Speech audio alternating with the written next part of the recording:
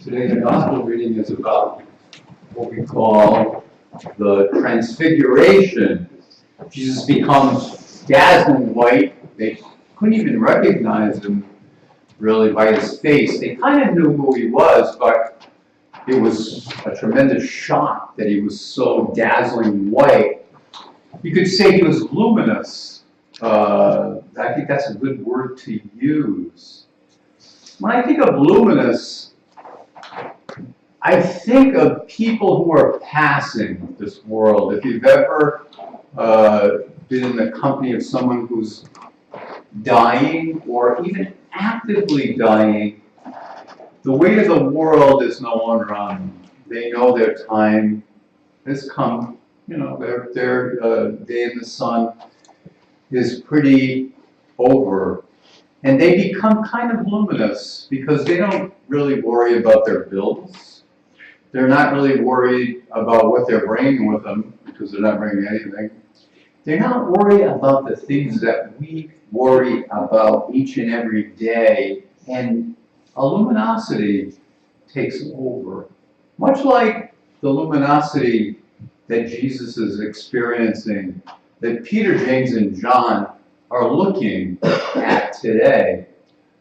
The weight of the world is kind of taken off of their shoulders because they see who Jesus is for sure. They always kind of knew who he was, but in the back of their mind, this sealed the deal. Seeing him kind of shining white.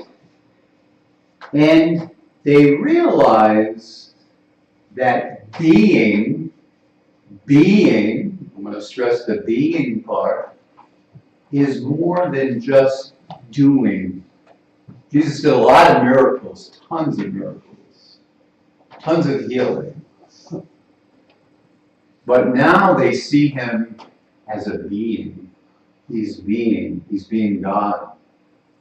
And we could learn a lesson from people who die, because finally they are just being themselves. I know my mother in her last years was hilarious because she would say whatever was on her heart and she'd crack us up because she didn't have to play the role of mother anymore. She still was our mother, but she could pretty much say what was on her mind. And there was a luminosity that overtook her. There was a little bit of a change, especially in her last 2 years. And my mother was never a real funny lady, but she was hilarious. A levity took over her body and her mind and her spirit. And I think we can learn this lesson before we all die, to get a little bit of that luminosity.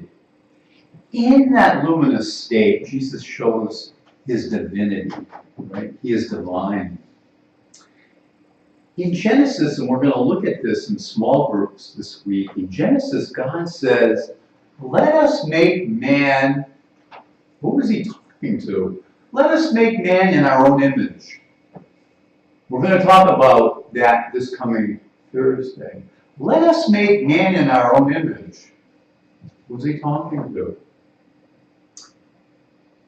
God the Father is telling the world through Genesis that whatever we put into these people is going to have a spark of the divine, even if it's just a spark. And we are truly divine. There is a divinity within each and every person, no matter how much of a curmudgeon they can be. There is a presence of God in each and every person. There is a beingness there. In the world, many times, we can either act like a Christian or we can be a Christian. Two things. We can act like a Christian. I can go around like a Christian.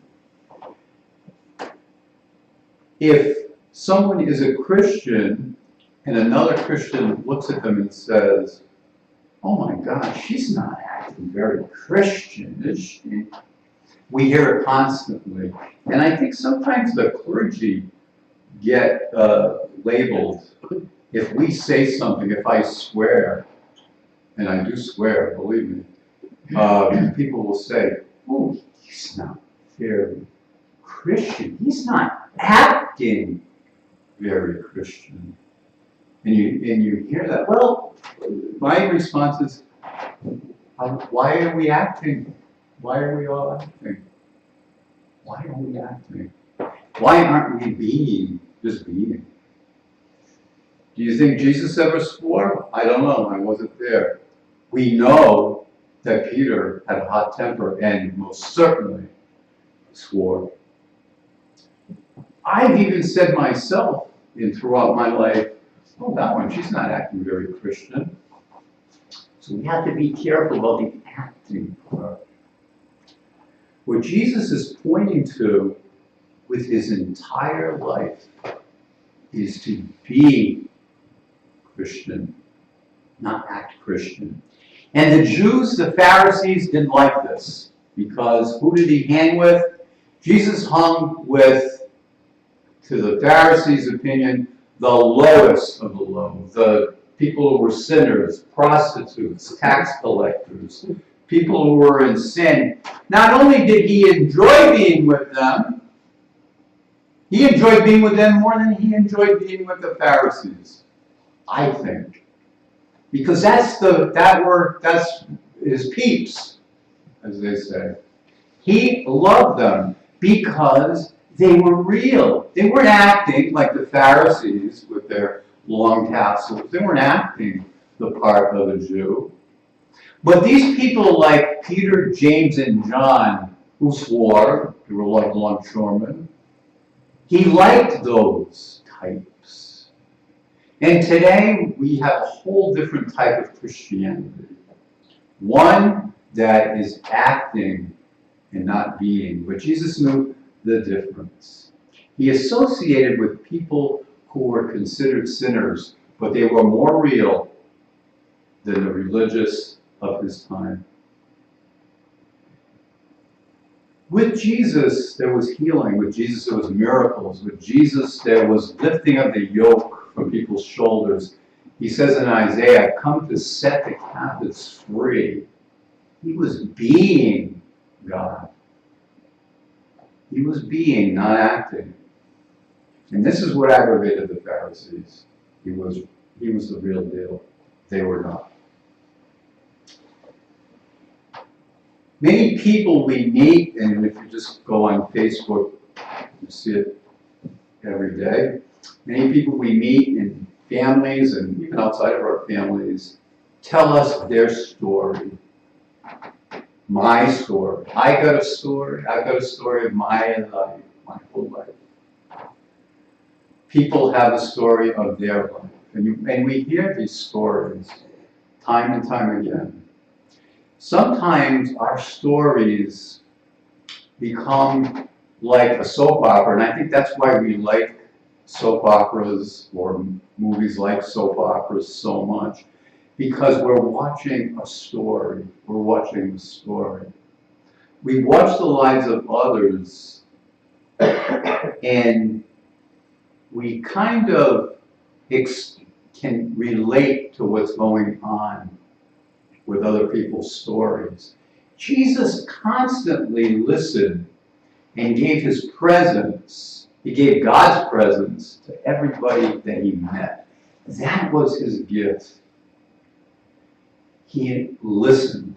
He listened to those stories of people's lives. Sometimes we can do two things when people tell us their story. And people tell their stories to us each and every day. We can do two things. We can feed in to the story. And sometimes it's tough if we feed into the story. Someone might be saying to you, they should be punished for what they did. And then we can do one of two things. There's no third choice. We can either say, you're right, you're absolutely right, they should be punished. You should be vindicated. It should be set straight what they did to you. Or we can do what Jesus did. Be a presence. We don't even have to say anything. Just a listening presence. Listen. We also sometimes hear when people say, how's it going? How do you feel? Sometimes it's not the question to ask. If you go to a nursing home, it is certainly not the question to ask. Well, my sickness, and they'll go on and on about their sickness. And even in this, Jesus would listen to people's sickness and would heal it just by his being, just by his very presence. Not sometimes even saying anything. Sometimes he would just say, go home, it's already done. While we are listening to people's story, invite God's presence in, and I think things are going to change. Today, Peter, James, and John saw God's presence, saw Jesus' presence for the first time in reality. They saw it with their eyes. And they knew he was heading toward his death. They did. They knew he was heading toward his death. And a few short weeks from now, we're going to be adding to my father's tombstone, because it has, I think it has his birth date. Does it have his birth on it now? It has his birth on it now. It's always good to at least once a year take a walk through a graveyard. Go visit some relatives there. And soon we're going to be adding a dash. Cheryl already told her part of the homily today, so she knows this already. But they're going to be adding a dash. 1936 dash 2018. We go in looking at the dates more than the dash. We always say, oh, look at that one. She was born, wow, she was born in 18 something.